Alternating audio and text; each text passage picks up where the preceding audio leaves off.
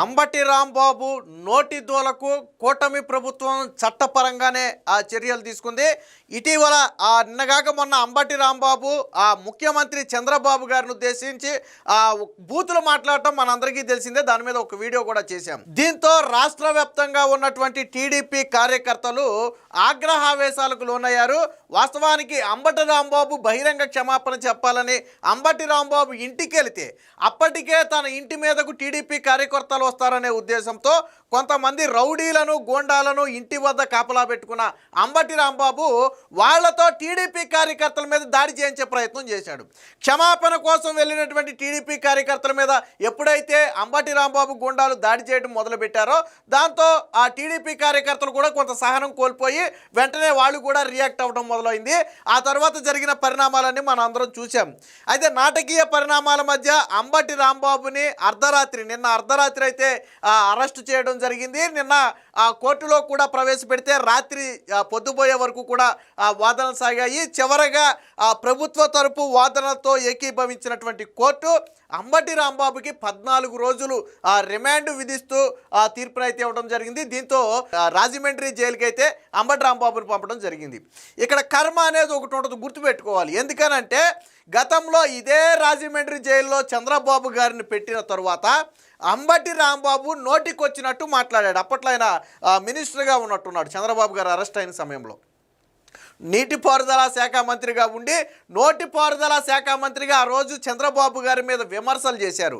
ఎవరి మీద అయితే నువ్వు విమర్శలు చేశావో, ఎవరినైతే నువ్వు కించపరిచావో ఆయన మీద బూతులు మాట్లాడినందుకు ఎక్కడ జైల్లో అయితే మేము పెట్టాము అని ఆ రోజు మీరు సునకానందం పొందారో అదే జైల్లో తీసుకెళ్ళి ఈరోజు అంబటి రాంబాబుని కూర్చోబెట్టారు. చూసారా కర్మ అనేది ఎలా ఉందో. ఆ రోజు చంద్రబాబు గారిని అరెస్ట్ చేసి స్నేహ బ్లాక్లో పెట్టి మాట్లాడితే రాజమండ్రి సెంట్రల్ జైలు స్నేహ బ్లాక్ అని చెప్పి రోజు ఎద్దేవా చేస్తూ మాట్లాడేవాళ్ళు. ఈరోజు అదే రాజమండ్రి సెంట్రల్ జైలుకి అంబటి రాంబాబుని 14 రోజులు రిమాండ్కి తరలించారు. తర్వాత బెయిల్ వస్తుందా లేదా అని పక్కన పెడదాం. మరి ఆ రోజు చంద్రబాబు గారిని ఏమన్నారు మీరు? నువ్వు తప్పు చేయకపోతే కోర్టు జైలుకి ఎందుకు పంపుద్ది నిన్ను? నువ్వు సచ్చీలుడు అయితే నిజాయితీపరుడుగా బయటికి రా, ఎందుకు ఈ రాద్ధాంతం అని చెప్పి అంబటి రాంబాబు అప్పట్లో మాట్లాడాడు. ఇప్పుడు సేమ్ మాటలు అంబటి రాంబాబు కూడా చెప్తున్నాం. నువ్వు నోటి తోల కాబట్టే ఈరోజు నువ్వు జైలుకి వెళ్ళావు. లేదు నా తప్పేమీ లేదంటావా? దర్జాగా కోర్టు ద్వారానే బయటికి రా. నిన్న కోర్టు కూడా చెప్పింది. అంబటి రాంబాబు సతీమణి నిన్న హైకోర్టులో ఒక పిల్లేస్తే కోర్టు ఏమని వ్యాఖ్యానించిందంటే ప్రజాప్రతినిధిగా పనిచేసినటువంటి వ్యక్తి, రాజకీయాల్లో ఉన్నటువంటి వ్యక్తి అలాంటి మాట్లాడటం కరెక్ట్ కాదు. నోరు అదుపులో పెట్టుకోవాలి. రాజకీయాల్లో ఉన్నవాళ్ళు నోరు అదుపులో పెట్టుకోవాలి. మేము రాజకీయాల్లో ఉన్నాం కాబట్టి ఏదైనా మాట్లాడతామంటే చెల్లదు అని చెప్పి నిన్న కోర్టు అంబటి రాంబాబు భార్యకే కోర్టు చెప్పింది. అంటే కోర్టు కూడా నిన్న అంబటి రాంబాబు మాట్లాడిన మాటలను సహించలా. ఒక ముఖ్యమంత్రి మీద అంత పరుష పదజాలంతో దూషించి కావాలని, పైగా దాని సెకండ్ వీడియో కూడా బయటకు వచ్చింది. అది మళ్ళీ సపరేట్ వీడియో చేద్దాం. నిన్న అంబటి రాంబాబు వాస్తవానికి ఇదొక ప్రీ ప్లాన్డ్ కుట్ర. సో ఆ కుట్ర ఏంటి, దేన్ని డైవర్ట్ చేయడానికి వాళ్ళు కుట్ర పన్నారు అనేది చూద్దాం. ఎందుకంటే అంబటి రాంబాబుకి సంబంధించినటువంటి రెండో వీడియో ఒకటి లీక్ అయింది, అది నిన్నటి నుంచి వైరల్ అవుతుంది. సో దాని వీడియో తర్వాత ప్లే చేసి ఒక వీడియో చేద్దాం. సో అంబటి రాంబాబు అరెస్టుకు సంబంధించిన వార్త ఒకటి వచ్చింది, ఒకసారి చూద్దాం. అంబటి నోట మురికి మాటలు, సీఎం చంద్రబాబుపై తీవ్ర అసహ్య పదజాలంతో దూషణలు, గుంటూరులో ఫ్లెక్సీ తొలగించేందుకు వెళుతూ దారిలో వీరంగం, రాంబాబు నివాసం కార్యాలయంపై తెదేపా శ్రేణుల దాడి, పోలీస్ స్టేషన్లో ఫిర్యాదు, రాత్రి అంబటిని అరెస్టు చేసినటువంటి పోలీసులు అని చెప్పి ఇక్కడ అంబటి రాంబాబు ఇంటిని చుట్టుముట్టినటువంటి టీడీపీ కార్యకర్తలను చూడవచ్చు. అలాగే అర్ధరాత్రి అంబటి రాంబాబుని అరెస్టు చేసే సమయంలో కొంతమంది ఆందోళనకారులు ఏం చేశారంటే కోడిగుడ్లు టమాటాలు విసురుతున్నారు. సో అవి రాంబాబు మీద పడకుండా ఇలా పోలీసులు ఇలా వాటిని అడ్డం పెట్టి తీసుకెళ్లారు. సో ఇది అంబటి రాంబాబు నిన్న చంద్రబాబు గారిని దూషించినప్పుడు విజువల్ ఇది. సో అంటే మొన్న అంబటి రాంబాబు ఒక మాట అన్నాడు, టీడీపీ నేతల హెచ్చరికలనో లేకపోతే రెడ్ బుక్నో నాకు ఇంట్లో కుక్క కూడా దేకదని చెప్పి అంబటి రాంబాబు మాట్లాడాడు. ఈరోజు అంబటి రాంబాబుని ఏ విధంగా పోలీసులు రక్షణ కవచంగా ఉండి తీసుకెళ్లాల్సి వచ్చిందో చూడండి.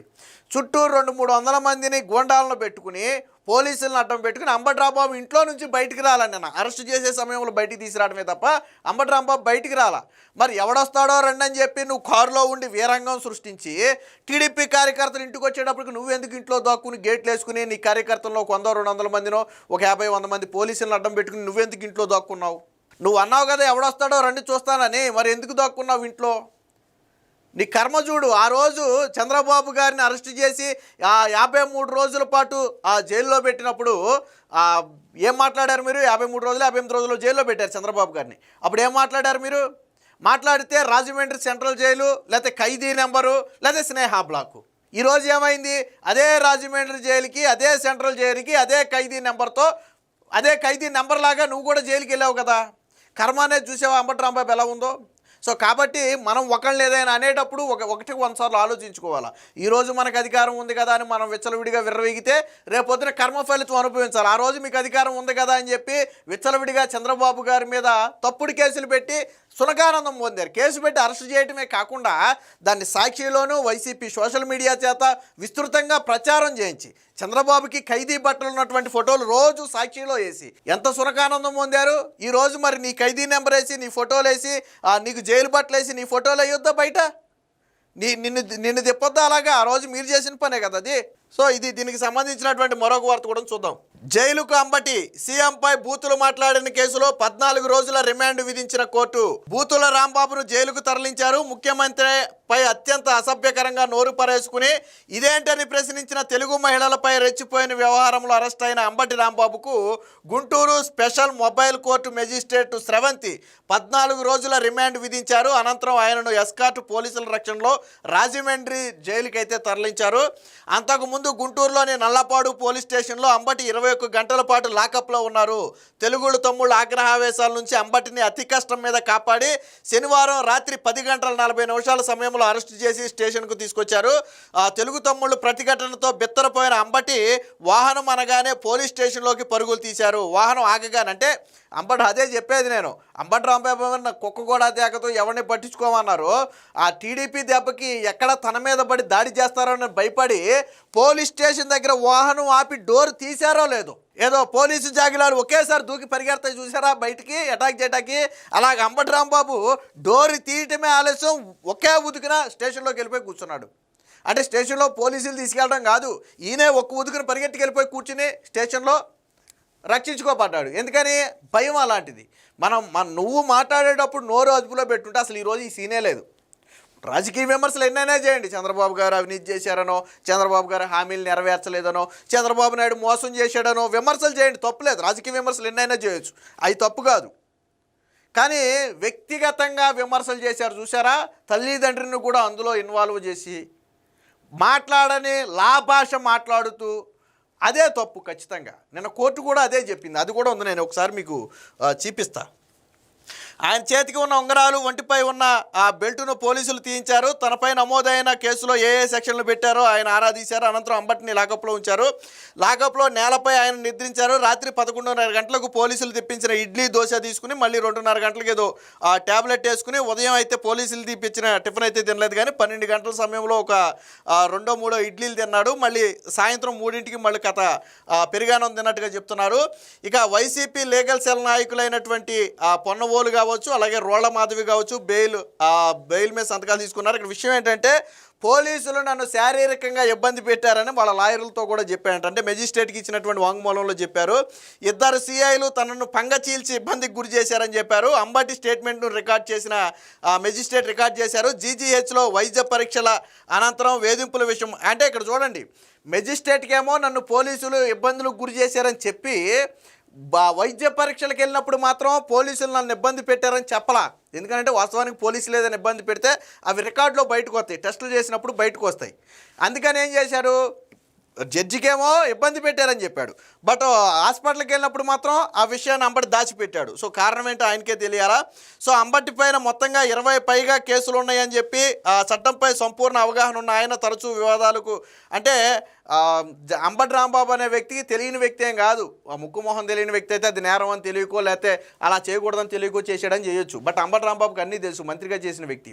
కావాలనే పదే విమర్శలు చేసి విద్వేషాలు రెచ్చగొడుతున్నారనే కోణంలో అయితే కేసులు పెట్టారు. విజయనగరంలో మరో కేసు కూడా నిన్న అంబటి రాంబాబు మీద కోర్టు వ్యాఖ్య కూడా ఒకసారి చూద్దాం. రాజకీయ నాయకులు అసభ్యంగా మాట్లాడొద్దు, సీఎం చంద్రబాబుపై అంబటి దూషణల నేపథ్యంలో హైకోర్టు వ్యాఖ్యలు. అంబటి సతీమణి వాద్యంపై ఆదివారం అత్యవసర విచారణ. 15 మంది పోలీసులతో ఆయన ఇంటి వద్ద పికెట్. పరిస్థితి అదుపులో ఉందన్న ప్రభుత్వం. సో ముఖ్యమంత్రి చంద్రబాబును ఉద్దేశించి వైకాపా నేత మాజీ మంత్రి అంబటి రాంబాబు తీవ్ర అసభ్య పదజాలంతో దూషించిన నేపథ్యంలో హైకోర్టు కీలక వ్యాఖ్య చేసింది.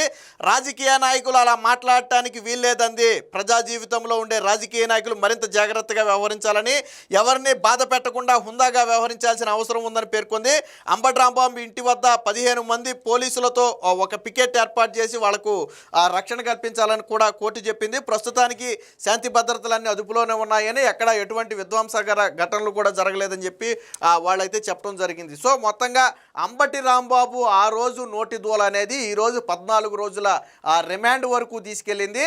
అందుకనే అధికారం ఉన్నా లేకపోయినా మనం మాట్లాడే భాష హుందాగా ఉండాలి. నిన్న కోర్టు చెప్పింది అదే. వాస్తవానికి కోర్టుకు కూడా అర్థమైంది అంబటి రాంబాబు మాట్లాడిన భాష ఎంత తీవ్రమైన భాష అనేది హైకోర్టుకి అర్థమైంది. అంబటి రాంబాబుని ఏం ఉత్తిన రిమాండ్కి పంపలా, ఏదో ప్రభుత్వం కక్షతో పంపలా. అంబటి రాంబాబు మాట్లాడిన మాటను కోర్టు ముందు ఉంచారు. ఇదిగో ఇలా మాట్లాడారు ఒక సీఎం మీద అంటే ఖచ్చితంగా తప్పే. ఒక సీఎంని అలా సీఎంనే కాదు ఎవరిని అలా మాట్లాడకూడదు. అలాంటిది అత్యున్నత స్థానంలో ఉన్నటువంటి ముఖ్యమంత్రిని మాట్లాడితే మరి అది ప్రజల్లో చులకన భావన కాదా? దాని గురించే కోర్టు రిమాండ్ విధించింది. మొత్తంగా అంబటి రాంబాబు నోటు దూల అనేది ఈరోజు ఆయన జైలుకి వెళ్లే వరకు కూడా తీసుకెళ్ళింది.